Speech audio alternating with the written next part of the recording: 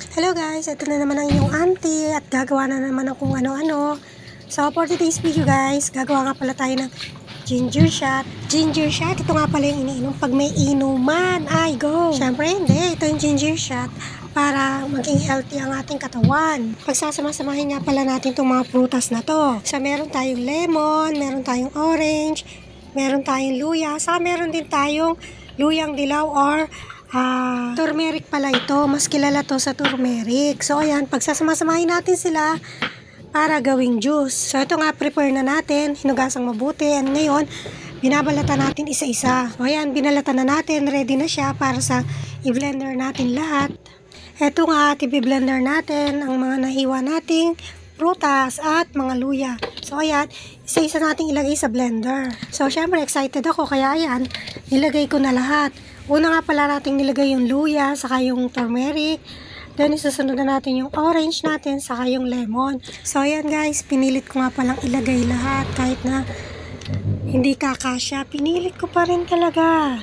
Nagkasya naman guys, pinilit ko talagang magkasya lahat.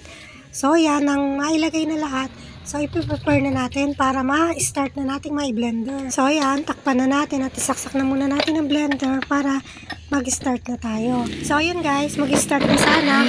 Akala ko kakayanin lahat. So, nagkamali pala tayo dito guys. Kaya, ayan, nag-focus nga pala tayo guys kasi hindi kakayanin ng ating blender. At uminit pa nga ang blender kasi hindi pala talaga niya kaya yung sobrang dami. At least ngayon, alam ko na hindi pala kailangan biglaan. So, unti-unti lang pala natin siyang i-blender hanggang sa lahat is ma-blend niya. Ayan nga guys, dagdag lang ako ng dagdag hanggang sa ma-blend lahat. Kasi hindi nga pala pagkakayanin ng misanan.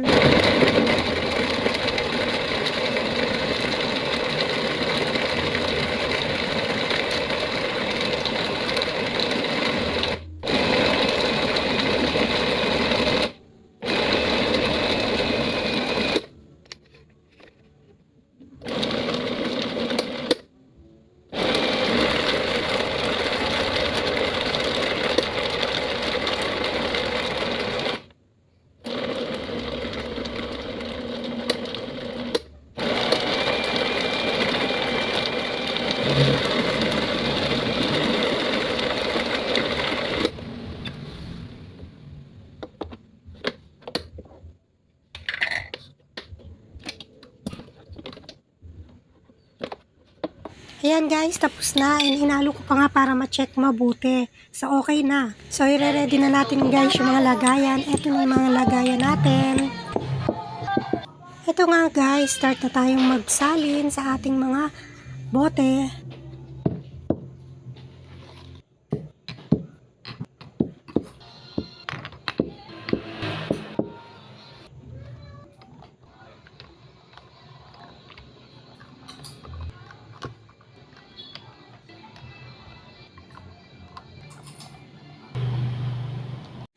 Siyempre guys, kailangan tikman muna natin para malaman ng lahat na talagang iniinom to. Ang sarap kaya guys. Try nyo na rin guys, pampalakas ng ating mga immune system. So, okay, yun lang po. Thank you.